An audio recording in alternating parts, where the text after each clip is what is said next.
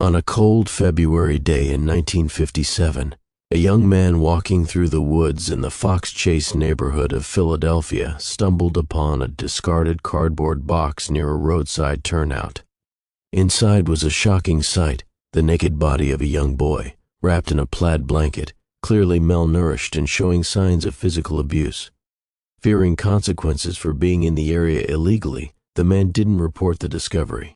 A few days later, another passerby, a college student, came across the same box and, unlike the first, notified the police. What unfolded in the days and decades that followed would become one of America's most enduring and heartbreaking mysteries. The boy, estimated to be between 4 and 6 years old, had been severely beaten and possibly died from blunt force trauma to the head.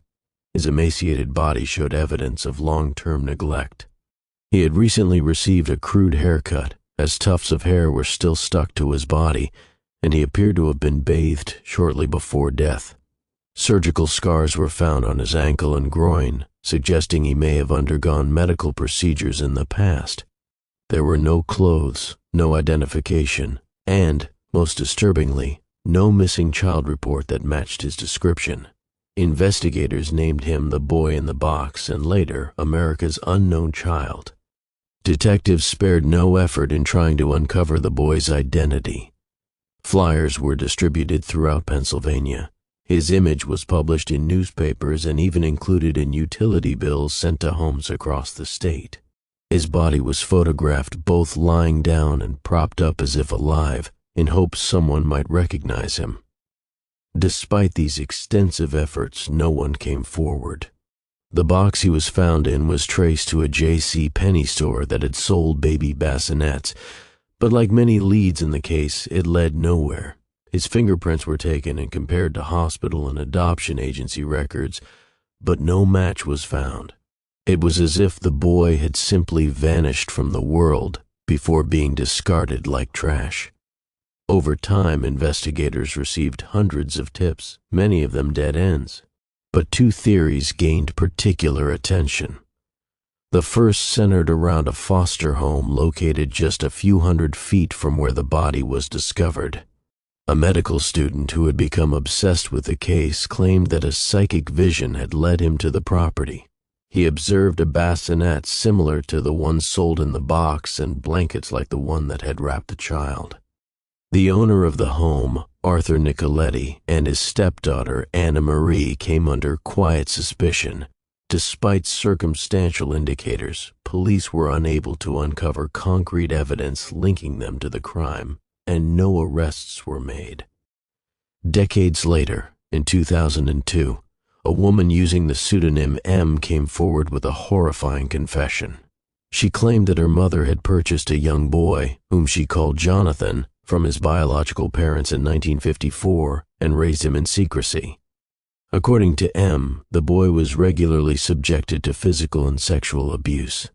She alleged that one night, after vomiting in the bathtub, the boy angered her mother, who fatally slammed his head against the floor. They then cleaned and groomed his body, cut his hair, wrapped him in a blanket, and placed him in the cardboard box before dumping him in the woods.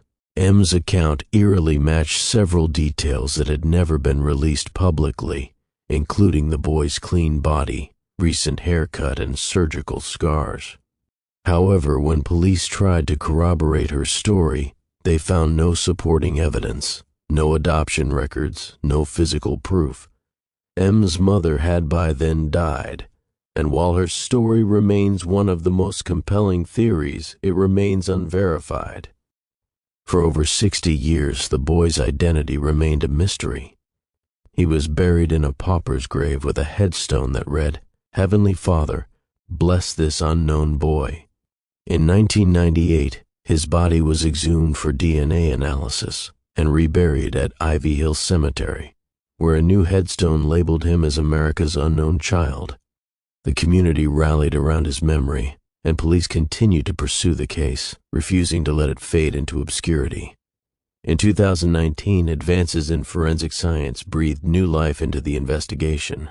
Authorities re-exhumed Joseph's body and extracted new DNA samples, which were sent for analysis using a groundbreaking technique forensic genealogy.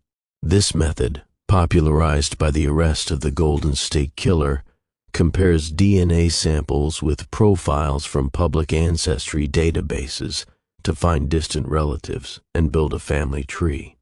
After years of meticulous research and countless hours of genealogical mapping, investigators finally identified the boy in 2022.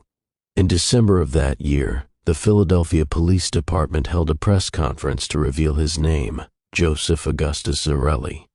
He was born on January 13, 1953, and was just 4 years old when he was killed. His birth certificate was located, and police were able to identify both of his biological parents, though their names were withheld from the public due to privacy concerns and the ongoing investigation.